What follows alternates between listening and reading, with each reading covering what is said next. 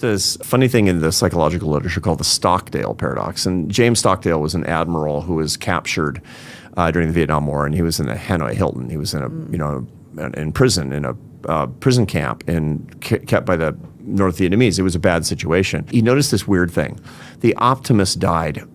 They died of a broken heart. He said, it's like, oh, we're going to be out by Thanksgiving. And then Thanksgiving came and went. Oh, yeah, out by Christmas, Easter. And they got more and more and more despondent because their predictions didn't come true. The important thing to keep in mind is that you don't know if things are going to be okay or things are not going to be okay, but there's something you can do, and that's hope. Hope is this active virtue. So among Christians, it's a theological virtue. Faith, hope, and love. The whole idea that there's something can be done and you can do it. I don't know what the odds are, but I can actually do something that empowers you to act in a particular way. So the key thing is to say, okay, what can you do today? So when things are going rotten, and in everybody's life, there's grief and there's sadness and there's difficulty and there's barriers, and you wake up each day and say, okay, I got it. I have the situational awareness of these things. It's not perfect. What can I do today?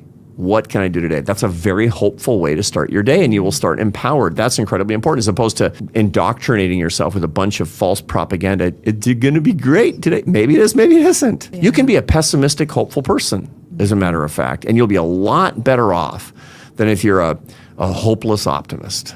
Which means I think everything's going to be okay, but there's nothing I can do. I get it. So optimism is much more outcome based and just prediction. External. It's just predicting the future, and we don't know the future. We don't know the future. I don't know what's going to happen. We're recording this in New York City. There's a lot of buses running through red lights out there. I don't know, but I know that I can actually keep my eyes open, look both ways, and not jaywalk too terribly much. I have hope that there's a lot that I can do, even though I don't know what's actually going to happen. Well, I think 4 pillars of happiness may be subjective for each individual, because there may be some point where mine may intersect, and I wouldn't even limit myself to 4, but just to entertain the conversation, I would say mine would be time is one. And when I say time, I mean having control of where you are and what you're doing with your time. That's one of the things that makes me really, really happy, being able to have control over that. Principle, standing for something that provides structure and guidance to your life, knowing that what I'm doing, the decisions I'm making, the path I'm going, is backed by something that I stand for, that's proven to drive the results that I want, that, match the outcomes I desire. So standing on principle. Passion is another thing. There's many things I like to do. So just doing what you love to do as much as you can and as often as you can, for me specifically, brings me a lot of happiness. And then the last one I would say is generosity. Satisfaction, having some satisfaction from making others around you who you love, making them happy and joyful. Just knowing that you're directly responsible, or in some way you're responsible for the happiness of the people that are around you that you love. It's a really good feeling knowing that some of the things that I'm able to do is able to make people around me that I love absolutely happy and joyful. So those things make me happy. Maybe some of those things intersect with what he said, maybe they don't. There you go. All right, go ahead, Trev. Yeah, I could agree with that, Darwin. Like, as far as being able to help others, that's a good thing. And that kind of relates to what he was talking about initially with the work aspect. And I know, Marcus, you said that the work doesn't really affect you that much, but I'll say this. So let's just say you're doing a job that is completely monotonous and you just hate it. It's something that you really don't want to do. It's something that you're not passionate about. It's something that you just really don't care for. And you have to do it. You got to get up. You looking at the alarm clock like, damn. There's sometimes there's people who wake up every day like, damn, I got to go to this place. And that'll really like make you unhappy. Absolutely.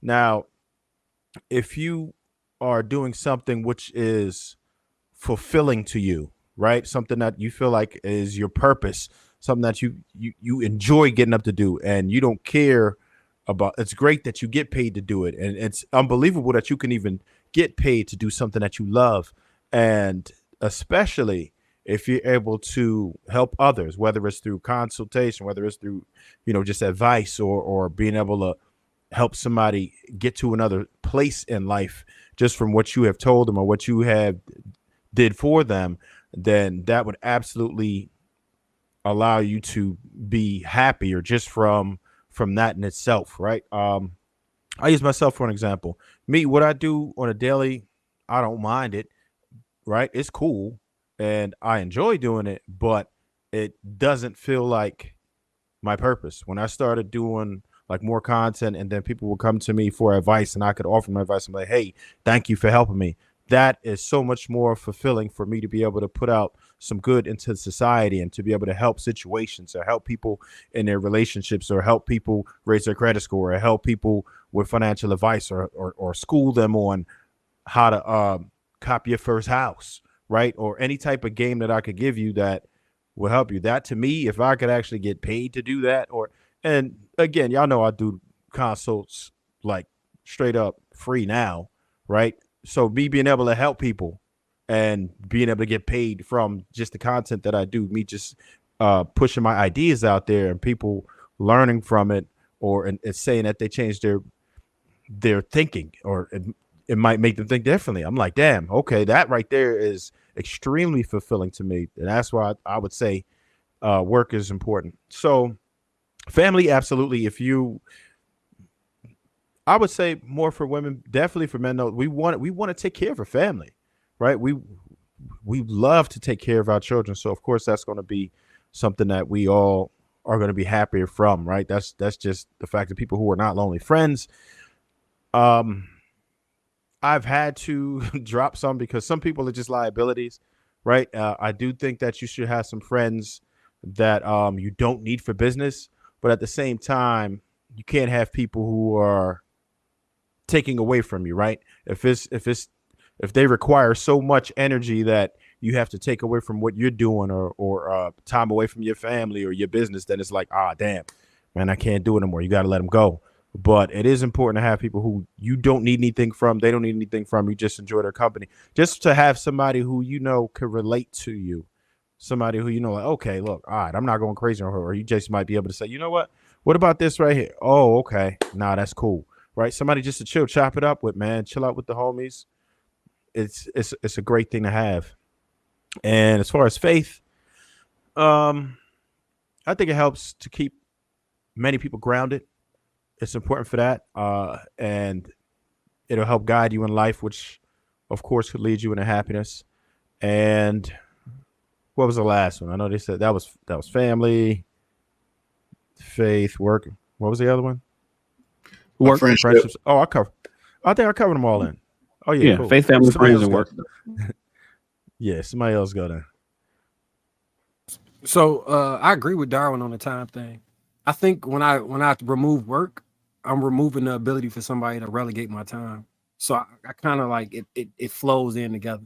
And I do agree with you on you can find purpose in helping other people. And I wouldn't classify that as work either. When I'm thinking of work, I'm thinking about people who like dedicate themselves to their career and all they think about is chasing it. And no offense to those people. If you want to live your life that way, that's perfectly fine. I'm just saying, for me personally, no one else, that's not an ideal scenario for me. But that's not to diminish anyone else's aspirations, because if it make you happy, I'm happy for you. You know what I'm saying? Like, I'm happy that makes you happy. It's just not that specific aspect. But what y'all described to me didn't seem like work. What y'all described, it falls into friendship and family. Because if I'm building with people in the way you described, I'm developing more of a relationship than a transactional relationship.